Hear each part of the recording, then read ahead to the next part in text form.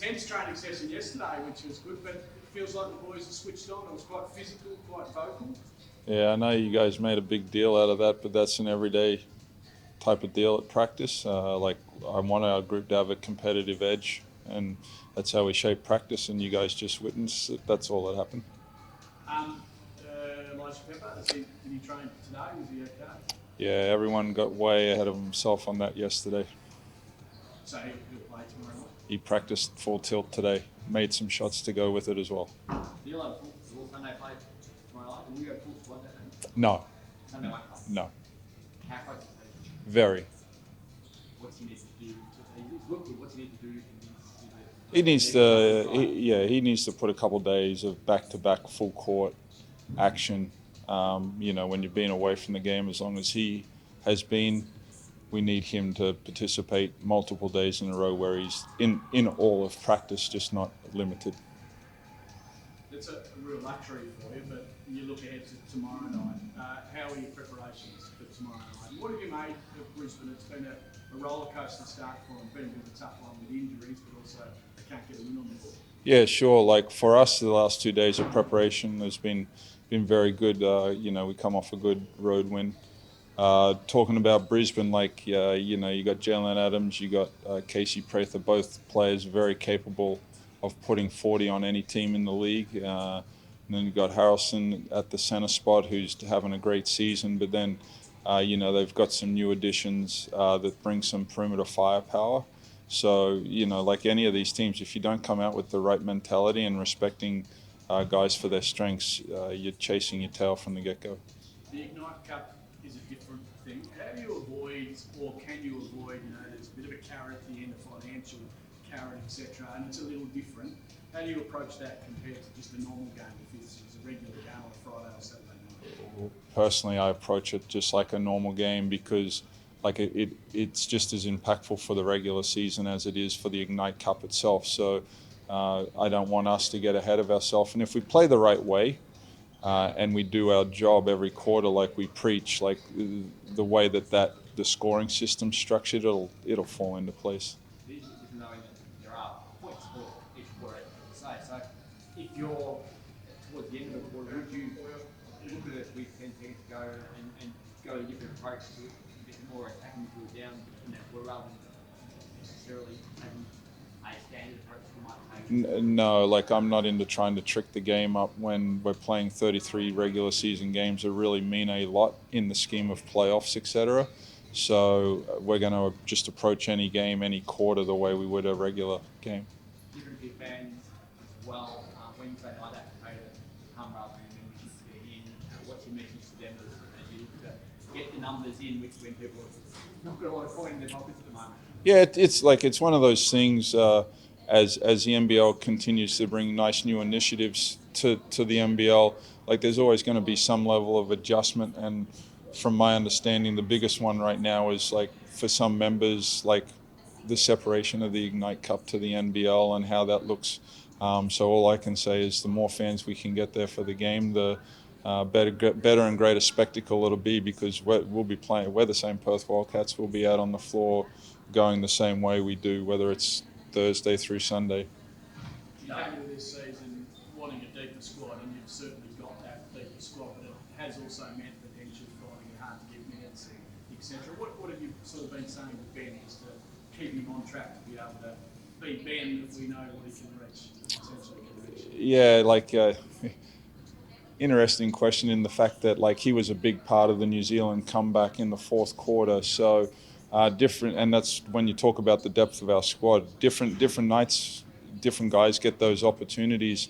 And the other night, he first half, certainly maybe the second quarter, he had some great defensive plays that brought us a great energy. But just to close the game, I was comfortable with the guys that were on the floor, just as I was comfortable with him in other games closing out the games. His hustle has stood out, hasn't it? Yep. In the last, pretty much this season has been very different. He probably learned from that back half of last year. Yeah, and what everyone's getting to see is a young, talented player trying to figure out the consistency at both ends of the floor and how that looks. And any young player that is figuring that out, they can see how demanding it can be physically to be the assertive and aggressive defensively like he has been, but then also the concentration at the offensive end, and it's just the evolution of a young player. Manager's been involved. We're seeing that JLA, what he's going to be for this group, and Dylan's role, he looks big here as well. Mason looks like he's still trying to work out where he fits in all of that. Do you know what you want him to be in this group, or are you still trying to figure out where he fits with his skill set amongst the others in this team? Yeah, like I think with our group overall, where everyone's trying to figure out how we can capitalize on everyone's strengths in the right times and moments. Like I've spoken about Mason before, and in all of our games, he's had like a quarter or a period of play where he's been a separator in that period of play. So while he's having those moments, we're continuing to like find continuity and just the consistency for his role within the team. But I'm trying to do the same for Doolittle, Henschel, Aquera, that man. When Sunday comes back, that's my job as a coach to figure that out. And I certainly don't think it'll just happen overnight. And that's where the patience and that's where my belief in them as players comes into it all. The fact that he's an import, does that just add to the pressure? I mean, probably internally it doesn't, but externally everyone's going, oh, he's only scoring 5 points. Do you just feel that's an external pressure that doesn't worry you or doesn't worry It certainly doesn't worry me. And in my 4 years here, like every year, there's been a guy that you could say has gone through that at some level. The first year, Brady Manick, Tayshaun Thomas, and like Doolittle and Windler. It took them a minute, but like that's why you do your homework with recruiting these guys, is you have this belief, and all of a sudden after 3 or 4 games, you just don't lose that after you've had a good resume. It's the worst thing for a player sometimes. We saw Jordan Usher come in and go nuts again. Yep. Everyone went, oh, we want that from him. So Mason did the exact same thing as you can. And everyone went, is that the guy we're getting? Yeah. And his first impression's not always necessarily what they're going to be straight away. Like how I would answer that is he's going to have moments. He's like, we play 33 regular season games. He's probably going to have 5 or 6 of those games where he goes 7 for 10. But statistically, show me anyone that's shot 70% from 3 in their career.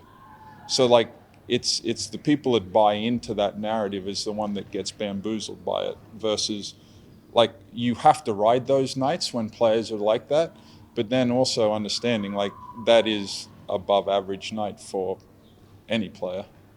Just on tomorrow night's turnout, just in support of Telethon, can you speak to that partnership with all just how great and important it would be to get a good attendance from Greta? Yeah, like Mark Arena is very passionate about the telethon, and especially some of those characters that'll be courtside. So great initiative for Mark to promote the telethon, and I don't know when that will first come about. Maybe Lockie, that's a question for you. When did telethon first come about? Like I know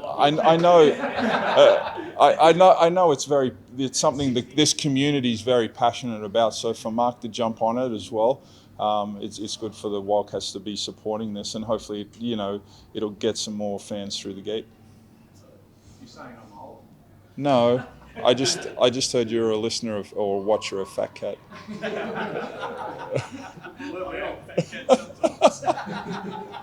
It was an NGOT medical report released today talking about why people get injured and the trend of how they get injured. And it's no shock that it's all lower league injuries. People like sports play, but said that the biggest thing that they recommend from a medical standpoint is training like less time on the court, less intensity, which isn't great for professional athletes. Is it realistic for these guys to be able to play at the level that they're at and reduce the amount of time they train or the intensity that they train, or when you have to just cop injuries when they happen?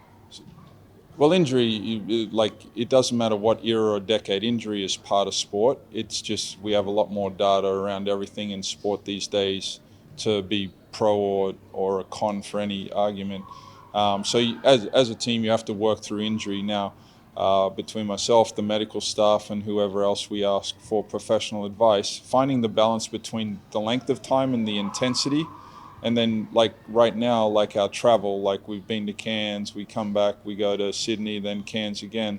So like what's the balancing act with all of that is like that's where you can hopefully avoid some of these significant injuries players are getting these days. How much has it changed in your time in the game where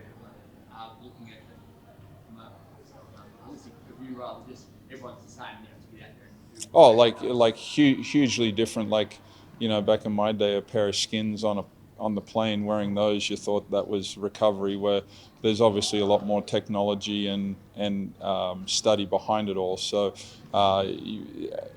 you have to grow with it. You can't think about how it was in your time. You know, that'd be naive and, you know, disrespectful to the modern game.